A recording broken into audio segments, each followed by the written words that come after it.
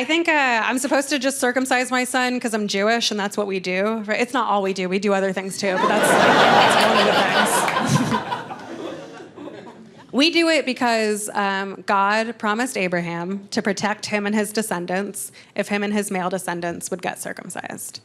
And I know, that makes God sound like the most toxic girlfriend. I know I'm not the first person to point this out, but the Old Testament is full of God being very petty and insecure, just going up to every guy asking for sacrifice after sacrifice. And you're like, where does this end? Jesus Christ.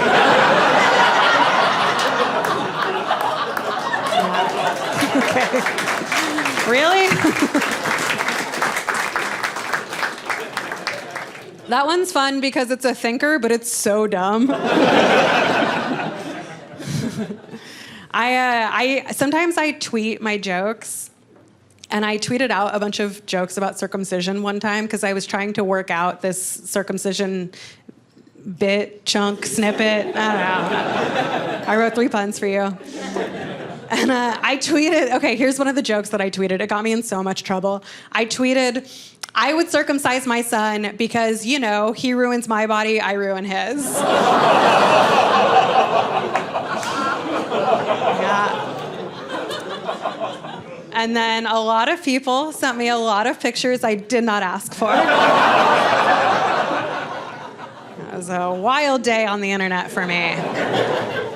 People got mad at me. On the internet? What? Yeah, people got really mad at me for that joke. I didn't know this when I tweeted it because I had never really given it that much thought, but there are people who are like very anti-circumcision. And I get it. I understand their reasons, but they were really mean to me when they explained them. They were so mean to me.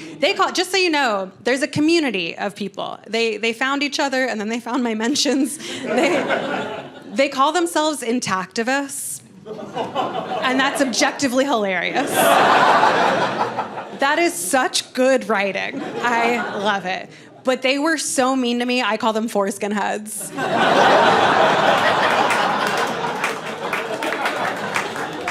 I know, I'm a better writer. I don't know what to tell you. When you have kids, I think it's super important to figure out what you're going to name them and really think about what you're going to name them. Because my parents messed up, dude.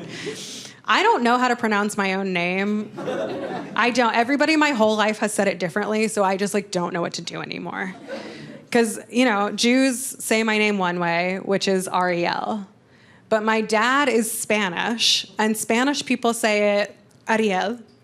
But I grew up in Kentucky, and they say it Earl.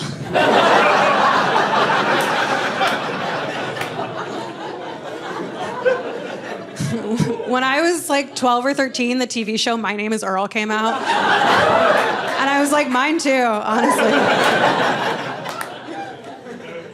Well, because I was so excited to not be compared to the Little Mermaid for once, because that's really the conversation I would always have when I introduced myself to people, where I would say, hi, I'm Ariel, nice to meet you. And then they would say, oh my gosh, like the Little Mermaid? I panicked and I was like, no, like the former Prime Minister of Israel. And then they said, hey, why are you like this? My dad, by the way, my dad is Spanish. He's also Jewish. That confuses people sometimes, and then I have to explain that Spain used to have Jews, and then they expelled them all, and some of them stayed Jewish, and that's my dad, right? Spain, this is a fun fact. The country of Spain has no idea how many Jews they expelled during the Inquisition. And I read that, and I was like, well, yeah, maybe you would know how many Jews you expelled if you hadn't gotten rid of all of the accountants.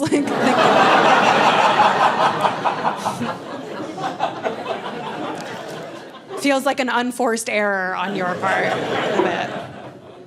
Are there enough Jews in here for that to be fun for everybody? Did they intentionally sit you guys together? That feels not great. Okay. Spain passed this law where if you could prove that your ancestors were kicked out during the Inquisition, you could get Spanish citizenship. So I did that. I have Spanish citizenship because I think it's so important to have a backup plan. And that's not really hyperbole because I got my Spanish citizenship. I took my oath on January 6, 2021. I swear, that was my morning. I took my oath. And here's the thing. It had been a really long process, and I didn't know what was going to happen later that day. So I celebrated January 6th. I threw myself a little party. I took a picture of myself being really happy, and then I posted it to social media. It was like 3 hours before the insurrection. I didn't know what was going to happen. And if that was the end of the story, fine. But social media does this thing where they like to give you memories. So now, every January 6th, I just get a reminder of how happy I looked on January 6th. And the caption that I wrote does not help, okay? The caption that I wrote was, "Today we have righted one of history's greatest injustices."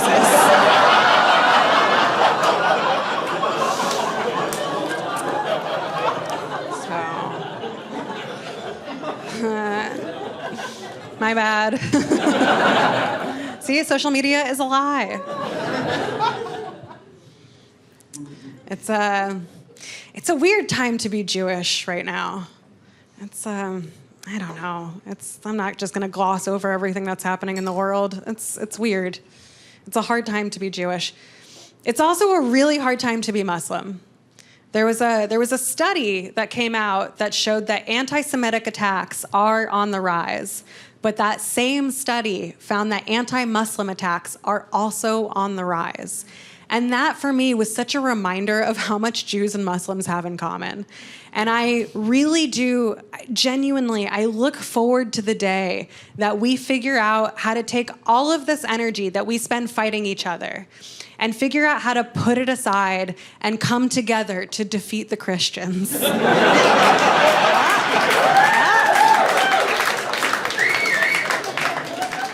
We gotta stop fighting over Jerusalem and take over the Christian Holy Land.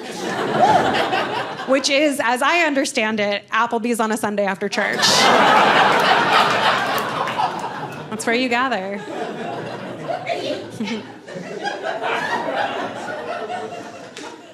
Okay, and if you are Christian, I'm just kidding.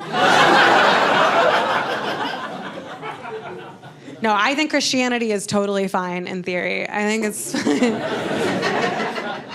Where I grew up, all of my friends were Christian. All of them. And I do have a genuine fondness and jealousy for Christians and Christianity. I think Christians are so much better at celebrating holidays than Jews are. It's no contest. Christians are so good at putting a positive spin on a story that Jews can't do.